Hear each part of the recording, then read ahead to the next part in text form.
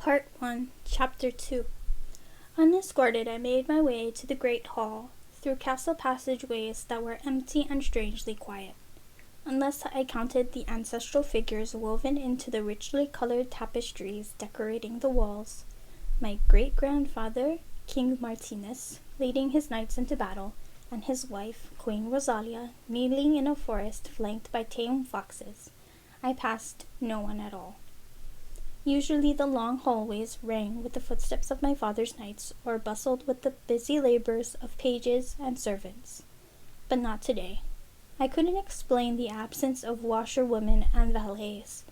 But the knights, I now knew, had gathered in their armory to polish their swords and sharpen their daggers. "We will be safe," I said out loud to myself, and the hall's stony emptiness amplified the sound and sent it echoing back to me.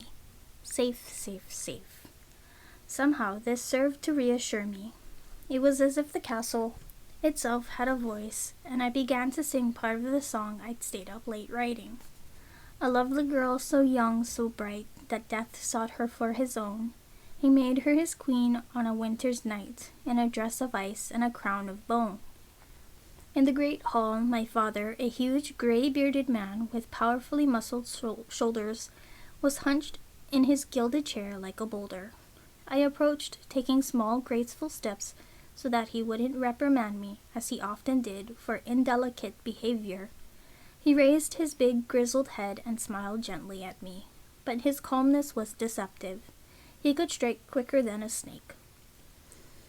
If band and castle was our first weapon, my father, King Leonidas, was our second. Our kingdom had tripled in size since he ascended to the throne after the early death of his own father.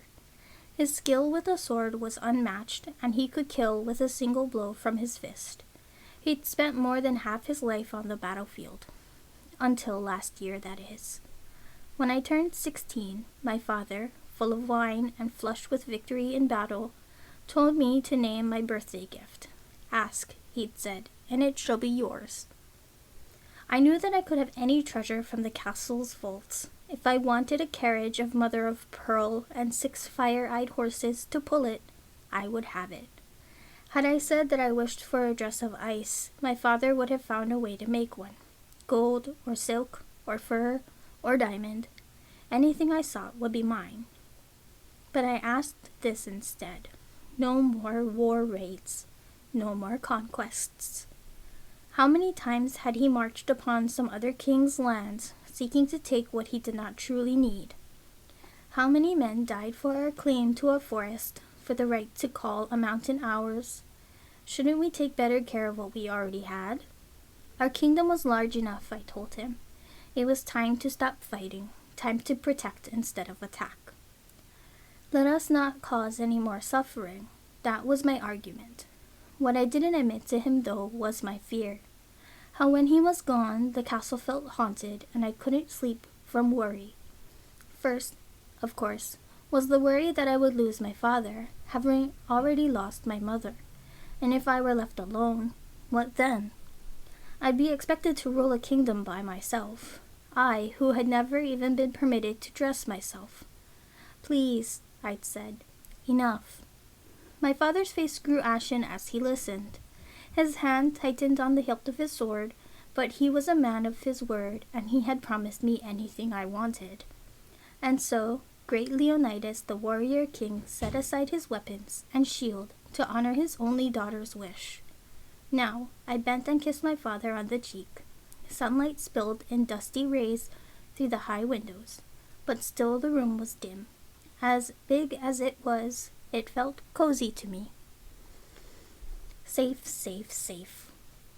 "Ah, you are brighter than the sun this morning, my little songbird," he said, as a manservant in blue livery came bearing a platter of bread and meat and a pitcher of small ale for my father and a bowl of fruit for me. "Tell me, how does this day find you?" How could I answer this question truthfully? My father was unable to beat the thought of anything troubling me, so I dared not admit my fear of the coming battle. "I'm well enough," I said, sitting down next to him. "You look a bit tired," he said. I lowered my eyes and said nothing. I picked up a slice of apple and then put it back down again. "You were writing songs all night long again, weren't you?" he asked. I heard a low chuckle. "If only you'd been practicing the harp instead of singing. I know your teacher begs you to." "And I endlessly disappoint her," I said, offering him a smile. I had neither talent nor affection for the instrument, and we both knew it. At my father's elbow, the servant poured small ale into his goblet. When he finished, he bowed solemnly and then stood up, his gaze meeting my father's. "To the defeat of Ares' army," he said, as if he were a lord giving a toast. I turned to him in surprise. He must have been new and untrained to dare to speak in front of the king unprompted. My father's jaw clenched as he rose from his chair. I put my hand on his to calm him, because I knew his temper. But he roughly shook me off, his lips curled in a snarl, and then he struck the man across the face with the back of his hand. The blow rang through the hall. "Father!" I gasped, as the servant crumpled to the ground with a cry of agony. The guards, too, seemed stunned. Though the king was known for his fury, never had he struck a servant with his own hand. No one moved except the man on the floor, who clutched his cheek and moaned. Then my father snapped his fingers, and the guards, stationed at the door, rushed forward and pulled the servant roughly from the floor. The man looked at me dazedly, pleadingly, as they dragged him away by the hair. A dark rivulet of blood trickled down his cheek. "You know where to take him," my father said to his men, and then he turned back to his breakfast. "You mustn't let them hurt him more," I pleaded. "It was a misunderstanding." He grunted. "You only have me in this world, Sophia, and it is my duty to protect you. I do not care that he forgot his place and believed he had the right to speak, but I will not let you be disturbed by any talk of strife," he said. "So am I to pretend that Ares will simply pass us by?" I asked quietly. My father's dark eyes flashed with warning. "Do not speak of such things. Listen to me, Sophia. That man shall be taken to the dungeon, where he will be whipped until he screams, and he deserves every burning lash." I stiffened at his words. This was the side of my father I hated to see. But had I truly expected him to change after only a year of peace? If so, I'd been wrong.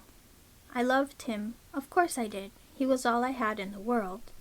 But I couldn't call him kind, couldn't argue that he was merciful, and I knew that if I said anything else right now, his wrath might turn against me. He stabbed his knife into the charred meat on his plate. "I know what is best, daughter," he said. I nodded. I knew it was best to keep quiet. Though I was his flesh and blood, I, too, was the king's subject.